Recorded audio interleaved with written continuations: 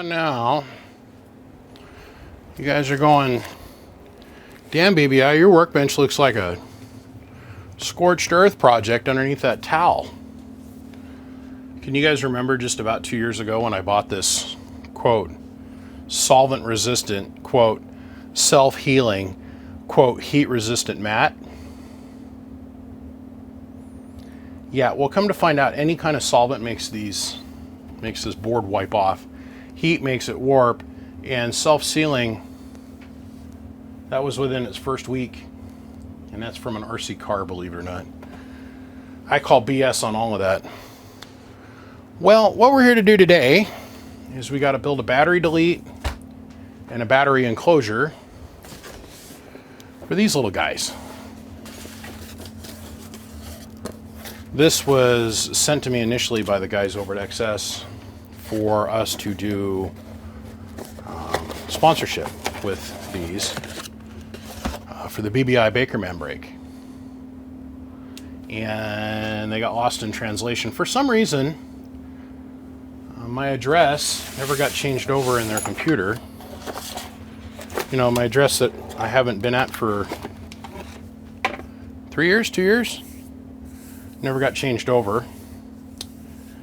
And so they sent me some batteries and a banner. Well, these have been floating around in the FedEx system now for 4 months. These went to XS and then they came back here because they didn't put the right address. I filed for a change of address, and because they're LTOs, they're a battery product, they end up going all the way back to the sender of the product. I'm a little discouraged they didn't give me any mounting hardware. Let me go over here and get a bag of nuts and stuff. So, needless to say,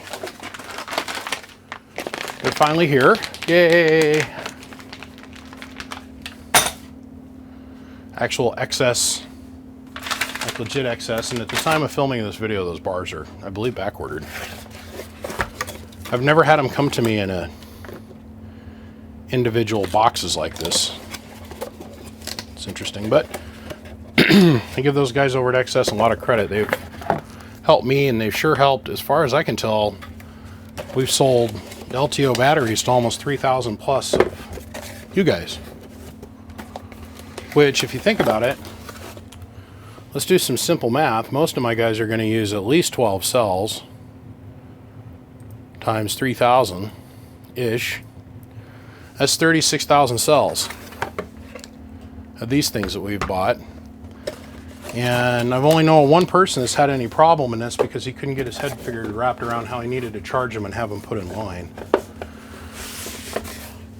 So anyhow, these ended up here, and I don't really have a project for them. So, as you guys know, I'm getting back into the business of playing with stereos a little bit, right? And the local chapter of the SPL Freaks, his name is Joe.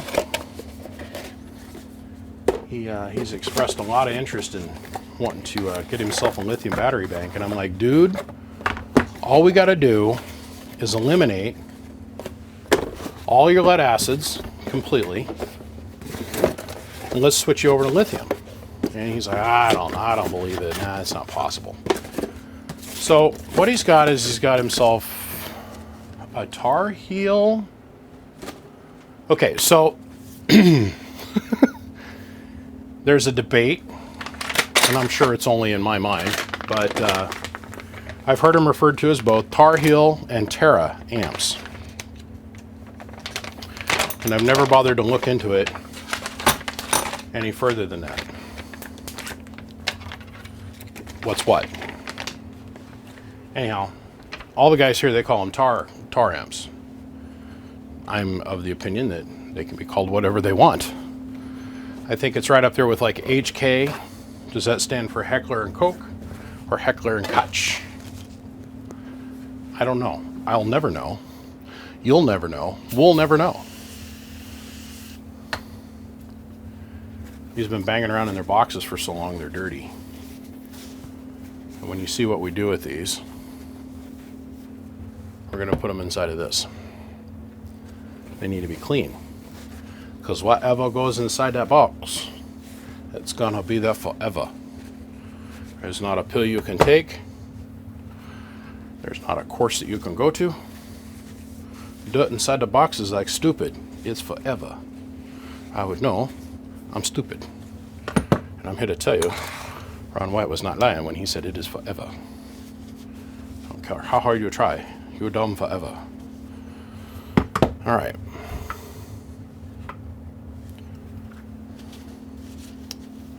So we all know the process here.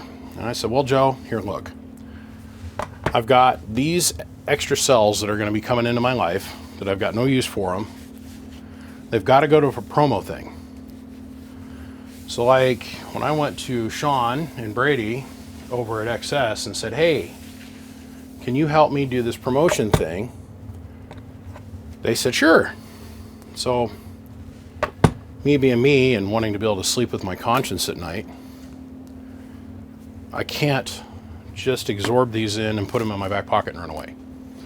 I've got to do something with them that affords them some kind of advertisement for their product, right? I mean, it's just simple, normal, hey, let's be respectful to the people that help us and let's help advertise their business. So here we are. Okie doke. Now, if you guys remember, step number 1 is to test and identify. So, beep. 2.4, positive, positive, negative, negative. All right.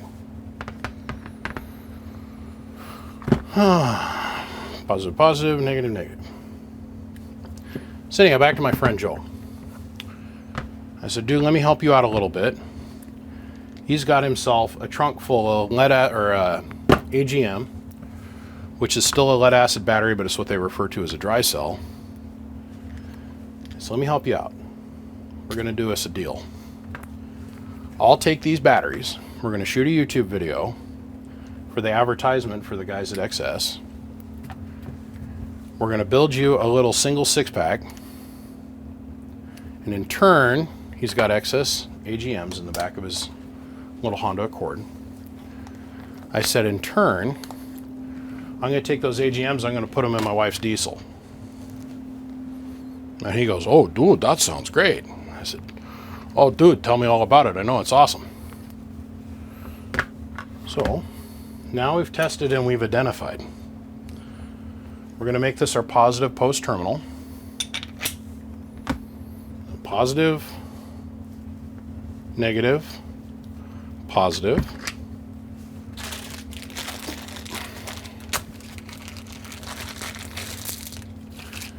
Now please don't think that you're a rocket scientist. No, backyard engineering. Listen to me when I tell you this, guys, please. Where's my Loctite? I know where it's at. It's right here. Don't use an impact. Don't even use a vibrating impact. What do you guys think I mean by vibrating impact? Don't use these.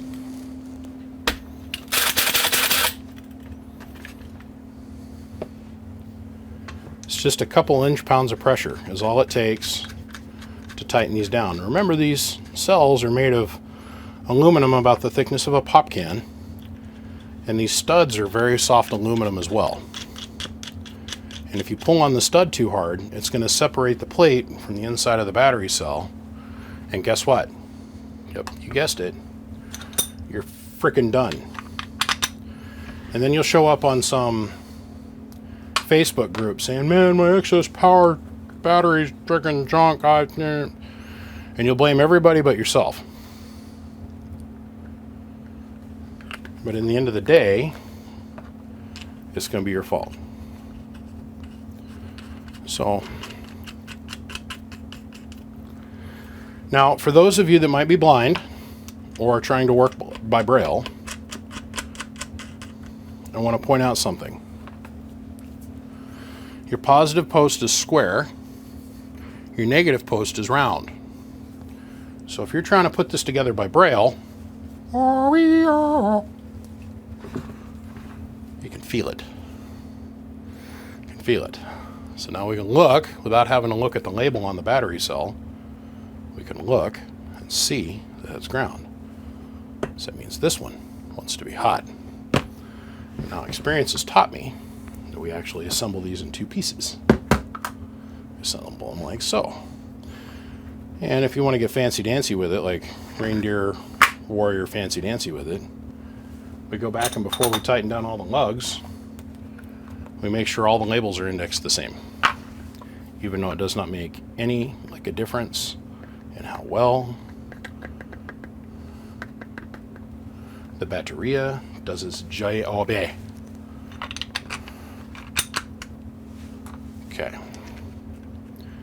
Now, the reason that we put Loctite on here is because we want to keep the pressure on the posts, but we don't want our nuts to back off.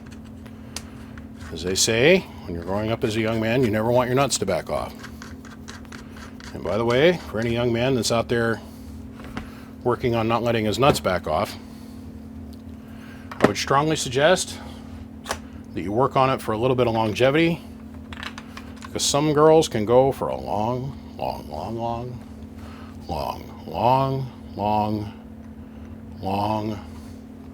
time. So don't get in a hurry. Be patient. Work on stamina. Just saying. Oh, life lessons by BBI. If they only would have been explained to me in my tweens, life would be different for me now. Okay. So now we have two halves of the battery rough assembled.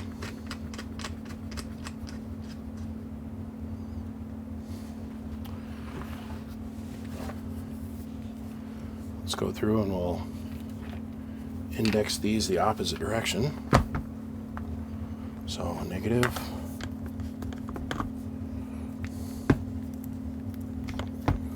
Come on, slide, slide, slide. There we go, positive. Positive. And there we go. Okay. Rough assembled, rough assembled, rough assembled, rough assembled. A little bit of Loctite. So.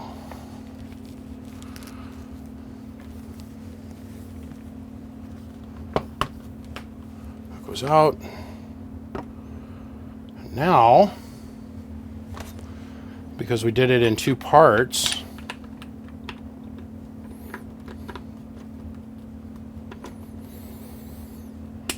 we don't have anything flip-flopping all over the place. See that? Simple peasy.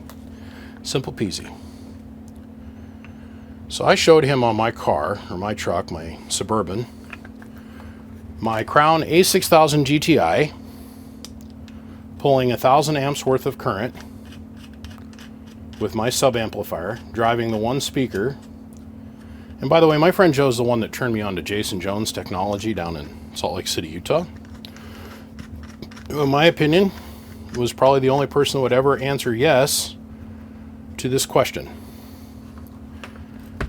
Hey, come on.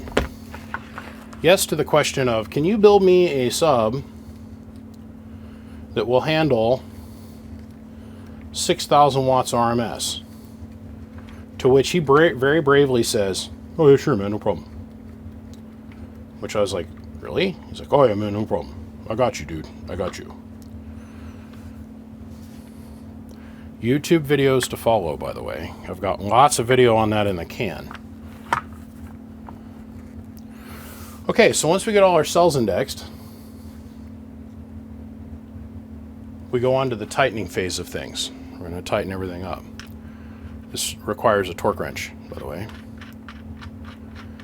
And we don't want to put more than about 12 inch-pounds, maybe 14 inch-pounds on each one of these connections.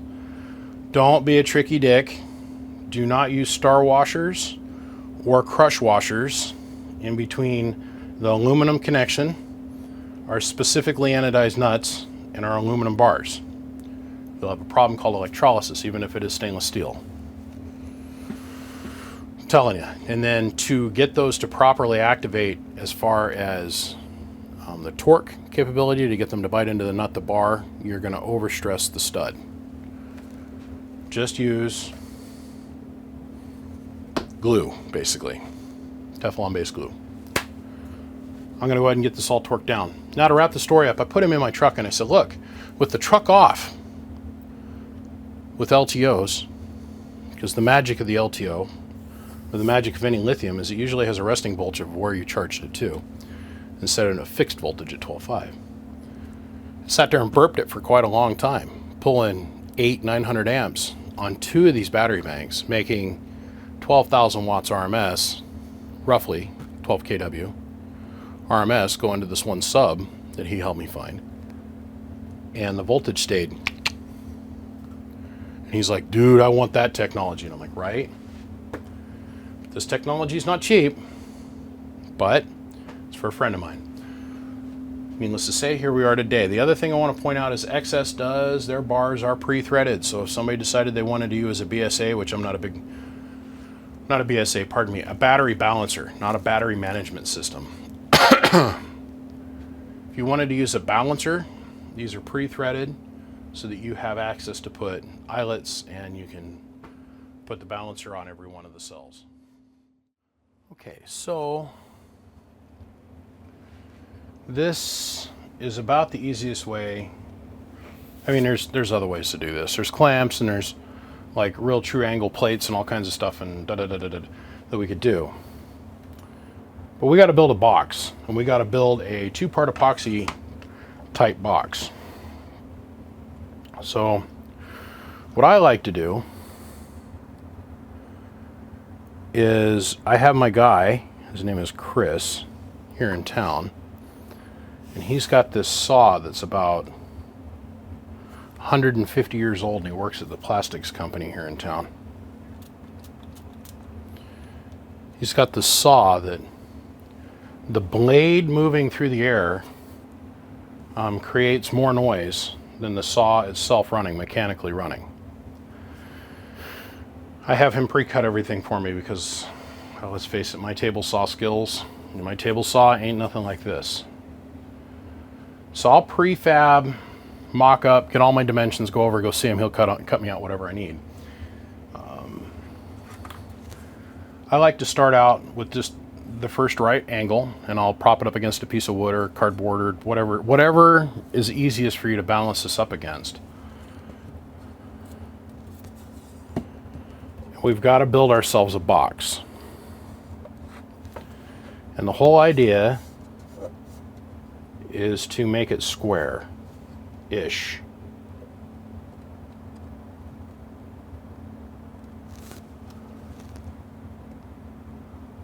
So we'll run a bead of glue down here, and then we're going to run a bead of glue down here, and a little bead up here, and we're going to come back, we're going to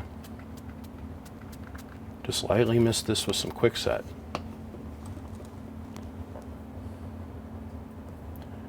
And hold it till it sets up. Now the glue is just regular Senelic medium grade gap filling glue, and we're using regular quickset glue. But we don't want to jostle this box around that much, because this is not what holds the box together. It's the epoxy that we're going to put in here in a few minutes that holds the box together. Let me repeat that.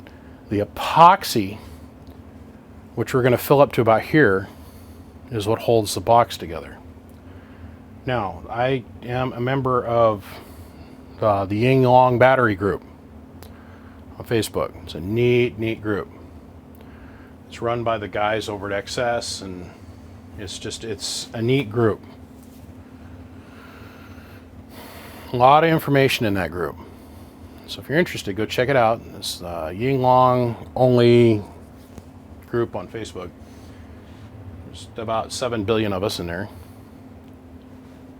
I put a picture of me doing my friend Bob's battery box in that group.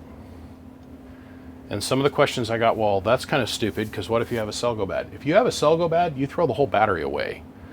Let's say this cell goes bad. Well, in turn, it's going to drag down this cell and this cell. And even if you have a battery balancer, The battery balancer, all it's going to sit there and do is keep trying to push voltage on this and drag the cell back up to charged. As soon as you put a heavy load on it, this one's going to lag behind anyhow. If you have a cell go bad or there's a problem with the battery, I do not trust any of these cells. One goes bad, throw the whole thing away because they're so cheap, just do another one. And once again, and this is what I said in the group, once again, since I started fooling around with these, they had 35 amp, then they had 40 amp, then they had 45 amp, another 50 amp, and then I think they're at 60 something amps now at the time of this filming. It's the same size battery, same footprint, and we've almost doubled this amount of current storage capability. Let that sink in for just a minute. And that's in a year and a half. This battery, unless you're overly abusive to it, like overcharge it by 35 or 40%, or fully discharge it like 10 times, this thing will last you 10 years. So in a year and a half, we've dealt. So when it's time to replace this, you're going to throw the whole thing away anyhow. See where I'm going with that train of thought? All right. So you don't want to move this right away. I know that this means insta-cure. It doesn't mean insta-cure. It means roughly cured.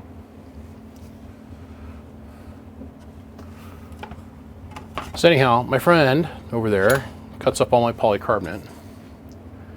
And I just like to make it clear. It just looks pretty, in my opinion.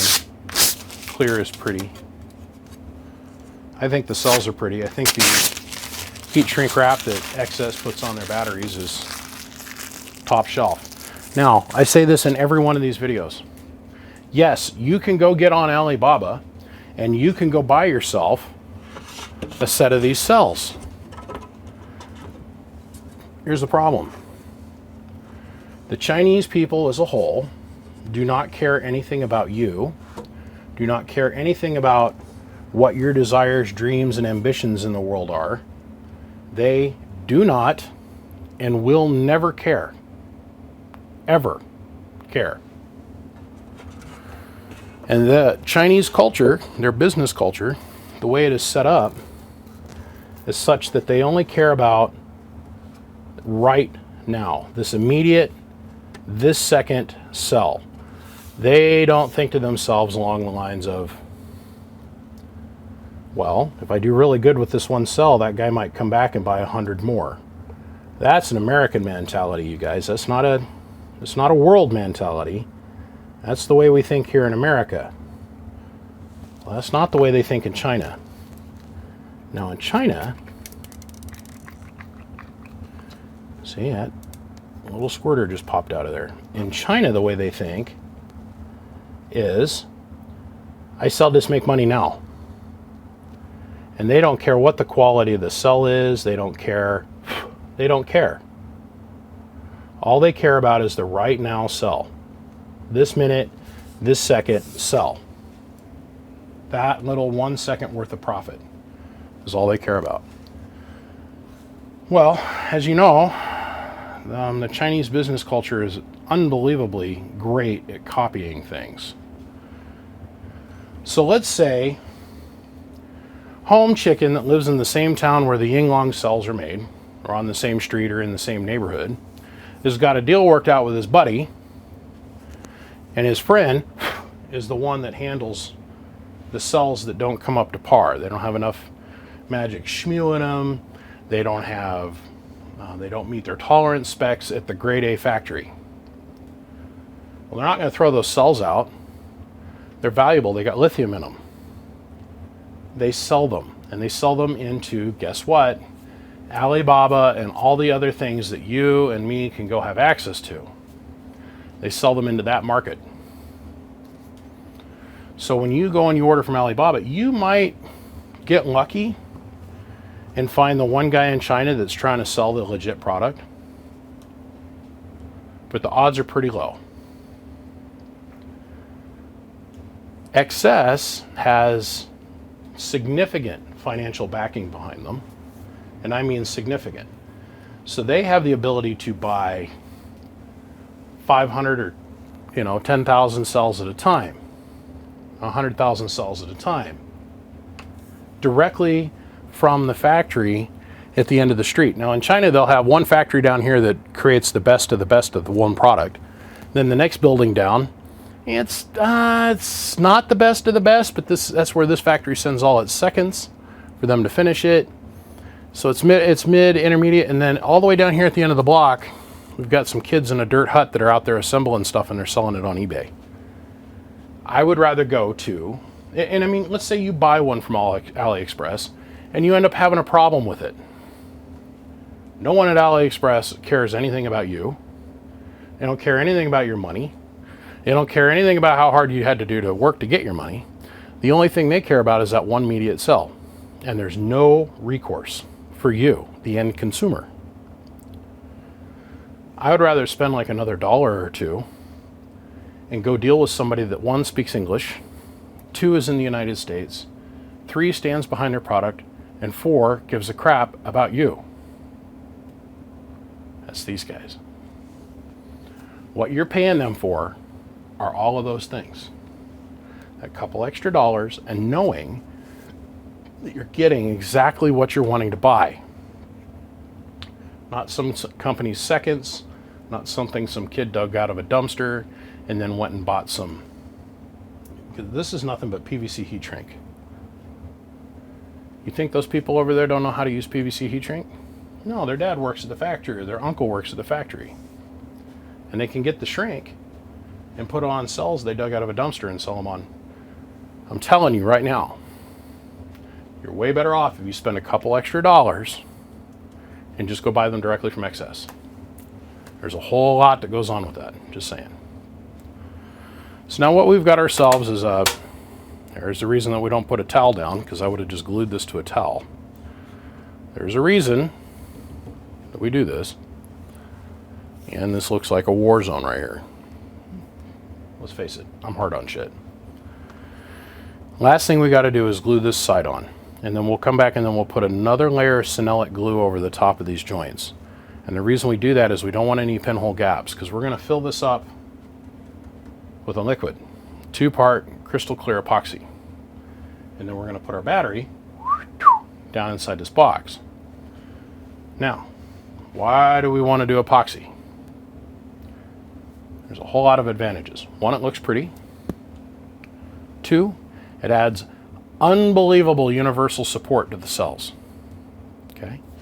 And three, if you choose your epoxy well, it doesn't get too hot to where it can damage the cells, but once again, it keeps the cells from banging into each other. This motion, okay, I see these guys, they put up their little wood battery banks that they build around there. I'll get some wood and I'll build it around here, and then I'll put spray and foam. Well, anybody that's worked with spray and foam knows that once you spray it in there, it's not really hard, it's soft, and so it's got give. Well, every time your bass note hits in your car, these things bang into each other. Every time you go over a bump in your vehicle. Remember, thickness of beer can. So if we support it in epoxy to just about halfway, one, if the cells do get hot for whatever reason, there's enough surface area for them to dissipate heat. But two, it gets down in between each one of the little cell cavities, and it creates a hard fixed barrier that attaches to the outside of the PVC wrap. That doesn't give, it doesn't flex, it holds the box together, keeps all your cells from moving, rotating, any kind of side-to-side torque action, and it makes it very impact resistant. Remember, impact bad, puncture bad, overcharge bad. Keep this between 12 and 16 volts, last 10 years. And believe me, the little vents that are on the positive side of each one of these batteries, they don't care anything about it. The epoxy doesn't go in there and anything. There's a little tiny aluminum disc that sits back in here that actually seals the cell. And if you do have a vent issue, you take the battery out and you throw it away. Now you guys that have been out there flipping and out going, oh my God, he's got his wedding ring and he keeps putting it on the terminals. I just seen this picture on Facebook the other day, and it made me immediately go, yep, I've been meaning to do this for years.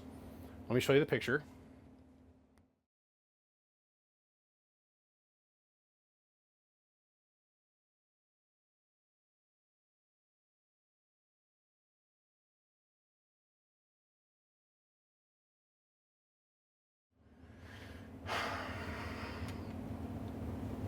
This is my titanium. Can't destroy me. I've got the Knights of the Crusades cross on it.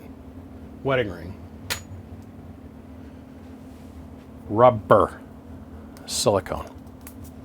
And I don't even know this is on my hand compared to that other ring. This, no conductivity, which I like. Okay, let me get this box finished up and let's get on with this.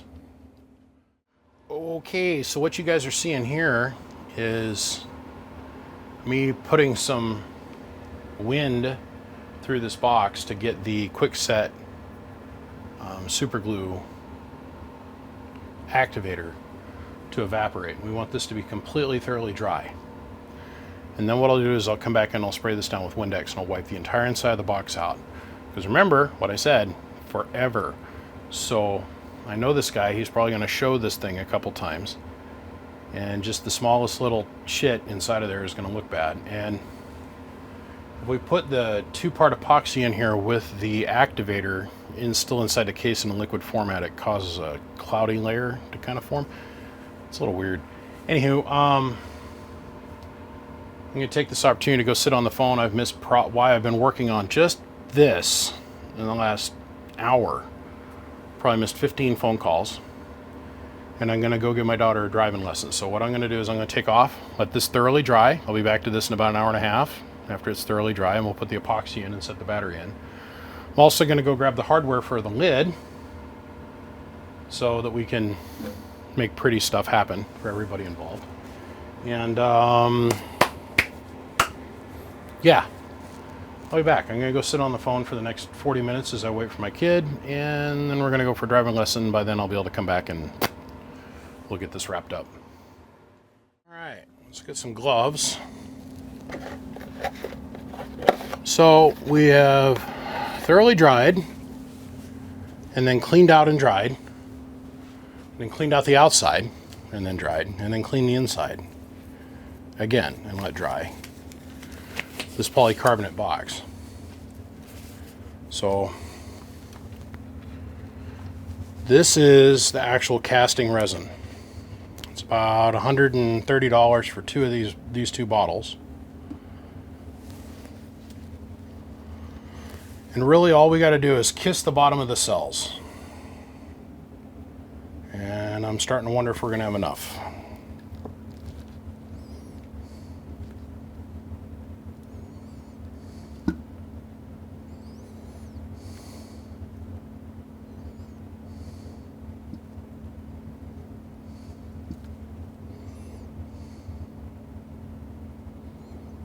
Kind of want to avoid the air bubbles.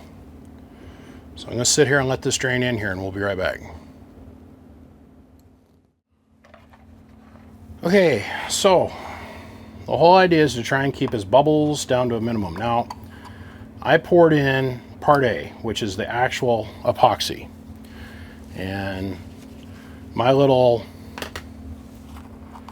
amount of juice, we'll say, the actual resin, was not enough. So I had to jump in the truck and go run and get more epoxy.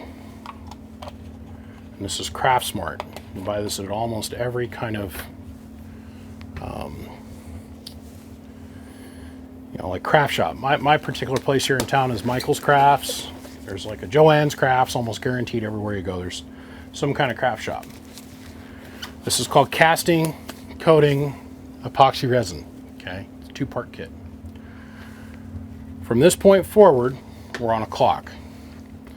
As soon as I start to pour this in here, we're on a relatively quick clock. Okay, let's keep that in mind. So I've got to add this entire bottle worth of hardener, and then I've got to add half of this bottle of hardener. As we can see, we used half of a bottle of resin and another half a bottle of this. I poured this in and it wasn't going to be enough. After I pour the hardener in, it's going to put us about here. And then after we put the cells in there, it's going to displace and push it up around here, which is just about perfect. We want a little bit over half of the cell covered to get enough strength out of the setup here. So the other thing is there's solder flick on all of this because it lives in my shop and there's solder on everything out here. So what we don't want to do is squeeze this bottle. because I spent hell cleaning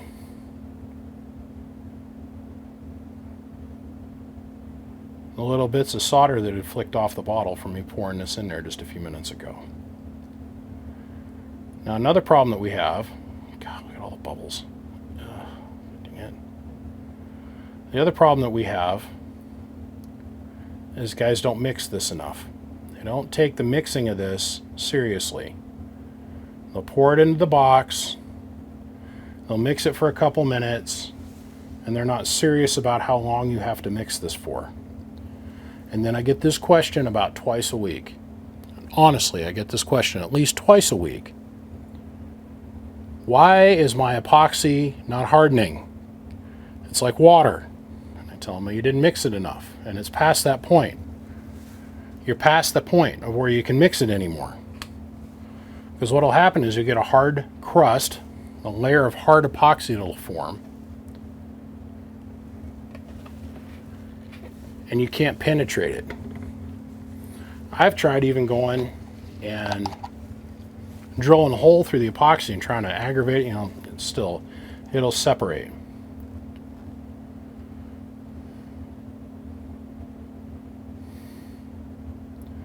You don't want to heat the epoxy, by the way. That's another trick that I'm telling you right now about. Do not heat the epoxy, do not heat the resin, the hardener, because it'll cause the reaction to be too hot and it'll damage the cells. Okay, it's 7:11 right now. All we're going to do is we're going to take a little piece of welding rod with a little hook on it.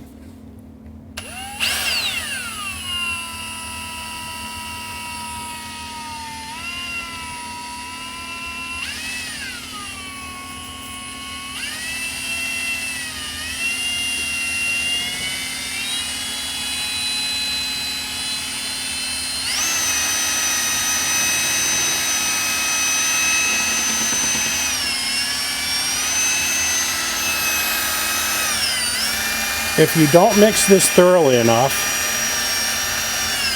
it's going to stay liquid. It's going to stay liquid.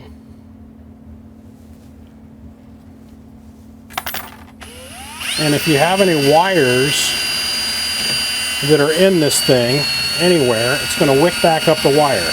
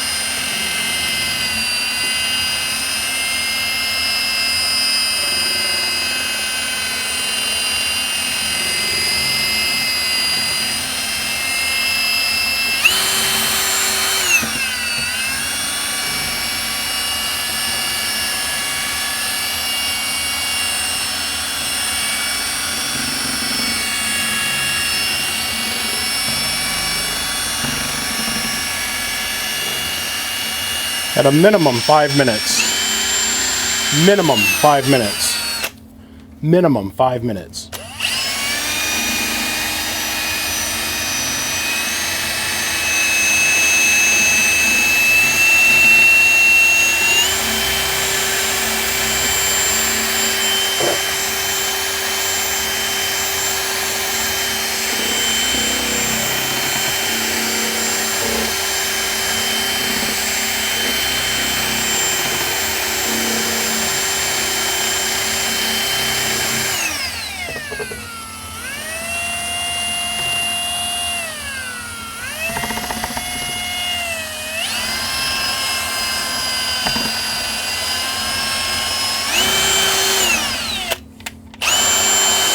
Now let's reverse it. It's like baking a cake.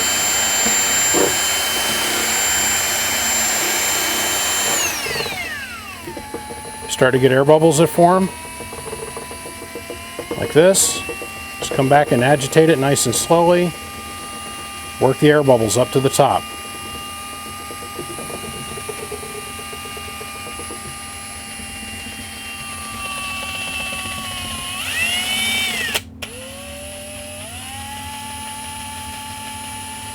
Bring them to the top, and they'll pop. Now I'd love to have a little vacuum chamber to put this in.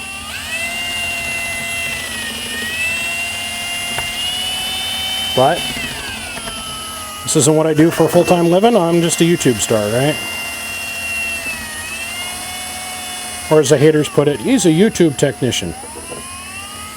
So you'll notice we're getting cloudy, but now we're starting to come around and be clear.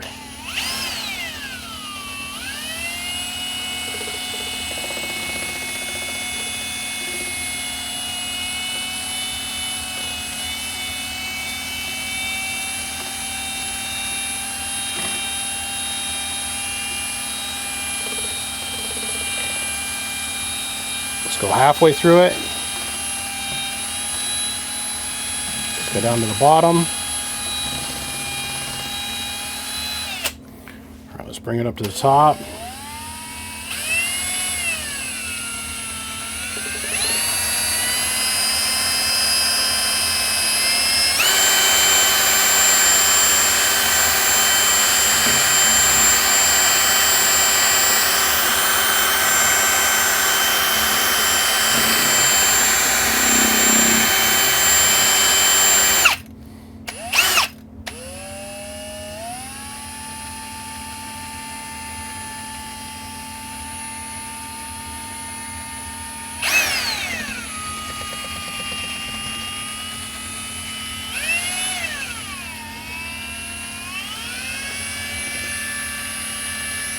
Okay, now 5 minutes. I cannot stress to you how important it is to thoroughly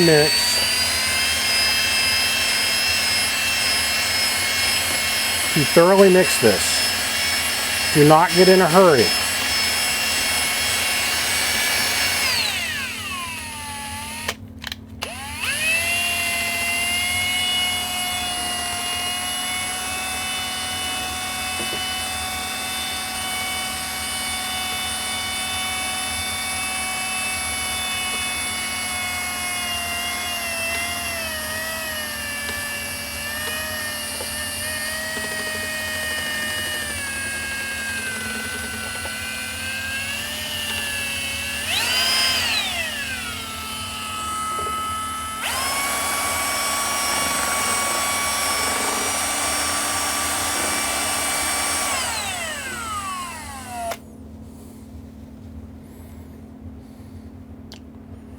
Okay, we mixed this for 6 minutes.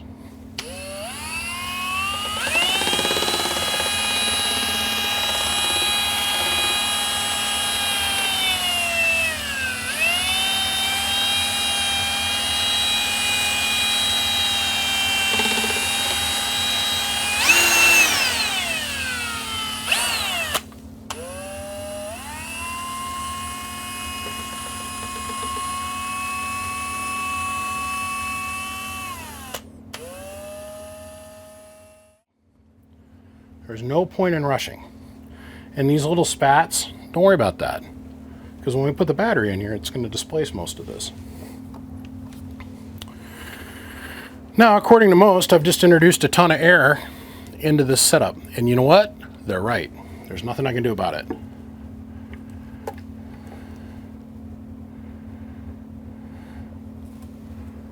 Perfect. Perfect. Now this is our opportunity to space this evenly inside this cabinet.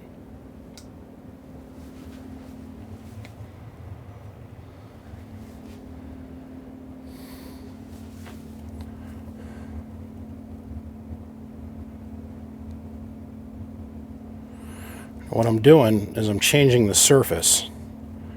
And by changing the surface, the epoxy, I'm driving out most of the bubbles. A large portion of them. But I'm also making sure that the epoxy gets down evenly between all the cells. So let's make sure we're square here.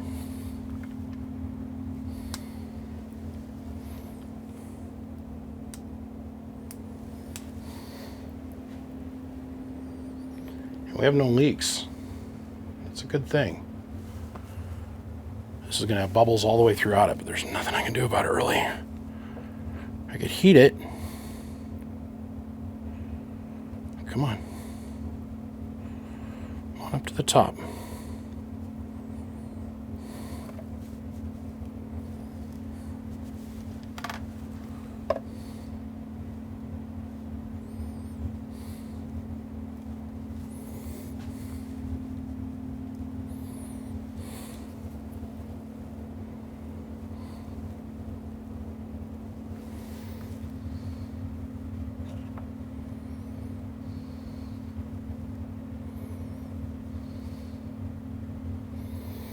Okay.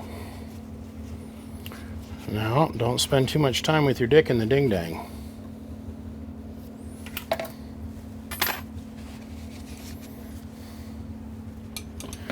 So this is where we're going to go. We're not square this way. We're just not.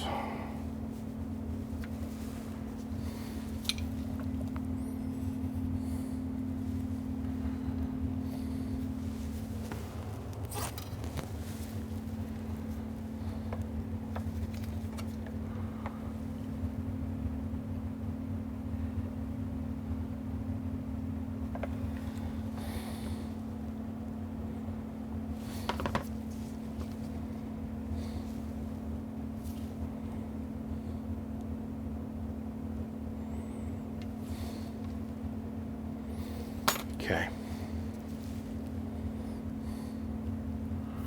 So now we're going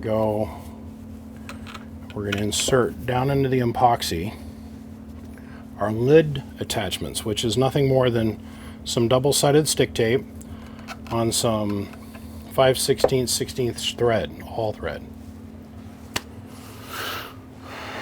So now our job is to stop touching it. We're going to leave it alone. This is the hardest thing for people to do, is to not... It's like working with concrete. Once you get it set, leave it, set it, forget it, move on. The bubbles in here, if they stay, great. As the curing process happens, this clears up. Sometimes it does, sometimes it doesn't. I'm not too concerned about that. Remember, the overall functionality is what I'm more concerned with. So the idea is around the thread, the epoxy is going to grab onto that thread, and these are never coming out after this. We can put an impact rated or impact resistant piece of plastic. I'll put some backer nuts on this, put a washer top and bottom, and I'll put wing nuts on the top of it. So you can come in here and have access to all your terminals, run a positive lead out that way and a negative lead out that way, or however they want to go about doing it. You still have access to all your terminals, but then you can close this up and keep shit from falling in on top of it. But that's it. That's the whole process, beginning to end. If I had a little vacuum chamber, I'd put a lid on it right now, pull a vacuum on it. All these bubbles would rise through the epoxy trying to reach the lower pressure. If we could heat it with a torch, hit it with a torch, it'd knock all the bubbles off the top and make it almost perfectly crystal clear. If we were able to heat the resin, it would have made it even clearer. If I would have not gone so fast with the egg beater beating it, we probably would have had even less bubbles than this, because I was pulling her down the shaft and folding them into the... I don't care. All I care about is that this battery works and its functionality spot on. That's all I care about. And that's going to work. Over half of the cell is supported. All the bars and the posts on the bottom of the battery are supported. The bars up here are supported through the body of the battery, submerged in the epoxy. Everything is supported. These cannot jiggle loose. These connections on the bottom will not, cannot, never will jiggle loose. These on the top, they might back out, but you have access to them and you can tighten them up. All right. I'm going to go run a bunch of other errands because I got other shit I got to go do. And I have learned through experience that there's nothing more I can do. I can sit here and fiddly fart with this till the end of time, but if you try to heat this up, you're going to end up splitting the PVC heat shrink jacket that's on the outside of the cells. Just leave it alone. And we'll see what we get here in the next couple hours. And I'll be back. I don't know what this dip is all about, but it's done. It's still curing. This will clear up here as it gets a little bit harder, but we are done. We'll drop this right in the back of his car. And this will get him going. Oh, excuse me, it's the middle of the night. So this board, we didn't show it getting created. This is pressed PVC board, which means it's water resistant, rot resistant, and corrosion resistant. And what we'll do is we'll take his battery out from underneath his hood, and then we'll drill some holes in this and we'll screw this right to his battery tray. And what that allows us to do is we'll take the charge lead from the alternator and the electronic harness and all that stuff, and we'll attach it to these. Of course, the positive post is bigger. Attach it right to these brass XS terminals. And that'll allow us to delete the battery underneath the hood until he can get enough money together to put a supercapacitor in its place. And then in the trunk of the car, where the amp's at and all of his other electronics are at, we'll tie right into this and we'll go to his distribution box. So we'll take some 2 or 4 gauge wire, 4/0 cable, and crimp him some eyelets. This lid's totally adjustable. I've just got it down to where it's kissing the edges of the cabinet, the enclosure. But we can raise this up to accommodate bigger wire if needed. And he has got full up 4 gauge, or 4/0, pardon me, going through his whole vehicle. So this should be able to accommodate that. And between this and this, he should be able to completely get rid of his lead acid in his vehicle, go completely to LTO. And like I was explaining to him, I said, I got 2 of these batteries in 1 case. So I have this exact same case, but about that much longer. Hold my LTOs, running a 48 pill transistor amplifier that pulls about 1200 amps. And it also runs my Crown A6000 GTI in the back of my truck, which you guys are going to see here pretty quick. I'm getting ready to do a whole video on that, plus a whole speaker video thing. And the struggles I went through to try and find a speaker that can handle 6,000 watts per side RMS. And I found one. And my God, does it sound good. My God, does it sound good. So I was like, dude, he's got a 280 amp alternator in his Honda. With a 280 amp alternator, this battery, I think, will easily be able to handle his TAR or Terra Smart 5K with room to spare. Just saying. He should experience little to no voltage drop, and he'll definitely have no voltage drop when he gets rid of this and goes to a super cap. So on that note, I'm going to say see ya, and I appreciate you guys watching. Thanks for tuning in. Believe me, I got more cool projects a-coming. I got a Glen amplifier I'm going to go work on. I've got... Man, I got to do that Skullcracker video set. That 2-pill, the 8-pill, and the 32-pill. I got to get on to doing that. I got the box, or the cabinet, back from Powder Coat the other day. Anyhow, lots of cool stuff coming, gentlemen. For this particular video, I got to give a huge thanks to XS Power. As always, those guys, Sean, and them guys over there have hooked me up continuously for years. And I figure from what I can gather, I've sold something like to at least 3 to almost 4,000 people have bought their cells based off of these YouTube videos. That's 32 to almost 40,000 units. We say thanks to all of you guys. Big thanks to you guys. Big shout out to Siglant, Bird, Coaxial Dynamics. Big thank you to all my Patreon supporters. And as always, hey guys, thanks for tuning in. And we're on to the next one. And the next one. And the next one. And the next one.